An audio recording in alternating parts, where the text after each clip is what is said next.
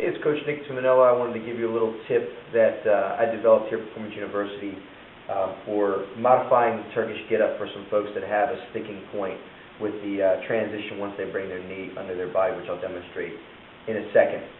Before I get into the exercise, I have to be honest with this. I used to use the Turkish get-up a good bit.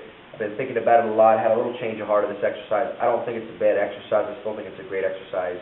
But we found some better options that don't take as much training, because there's a lot of skill and a lot of practice involved in this exercise, and I think we've found some other exercises that get the same thing done, or other variations of exercise that achieve the same benefits to Turkish get-up without as much of the drastic learning curve. But that's beyond the scope of this video. So if you're using the Turkish get-up, it's still a great exercise. Some people just really enjoy it. It's definitely very cool looking, very impressive, and some people have a lot of fun doing it. If you're using it, here's a great technique. It's kind of a transition point. If you're already a pro at doing the Turkish get-up, this isn't really going to help you much. If you're just starting to use the Turkish get-up, or you have some clients and you're a trainer that have some issues with it, this tweak may help them a good bit. So, basically, you come up, and whether you come up, there's actually two ways to do a get-up. You can kind of go more diagonally across, or you can really just roll through it. That just depends if you're really militant about no flexion, a little bit of flexion, whatever. I'm not even going to bother getting into that in this video. So you get to here. Now here's the point. People want to lift, and then they bring this knee underneath. And normally they put the knee somewhere underneath the hip, whatever. Now there's a long lever. Once I remove this hand, there's a long lever here. And a lot of people might not have the strength to really bring this position up, especially if you've got a big weight up there, which I certainly don't. So here's just a little tip. It's relative to the knee position.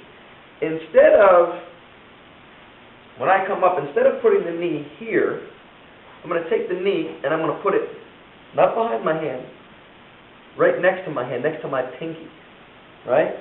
Now look what that just did. As soon as I take this away, look, my spine, I'm almost tall.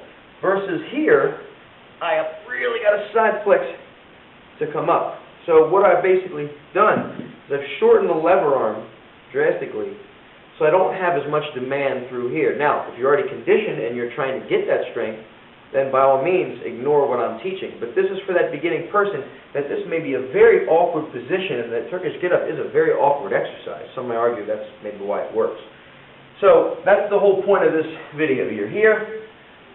It's the transition. Instead of getting here, if this is a tough point where you really have a hard time coming out of here, just drive your knee behind your hand. Sit back on your ass to your heel, and then now I'm already up tall. And then from here, all I got to do is come up, turn, and then you can go ahead and get up. Or you don't even need to sit up or sit back on your butt. You can simply drive it under your hand here and then come up. It's a lot less range of motion versus here. You can see that. Here I'm coming up from here versus, let's go here, coming up. So if you find this modification helpful for certain clients, great. If you don't enjoy it or you don't think it works for you, that's fine too. These are all just techniques. I'm simply sharing with you my experiences and some things that have worked for us, and this is a technique that we use just to help some clients that were beginner level that still wanted to achieve the Turkish get-up but had a problem with that position.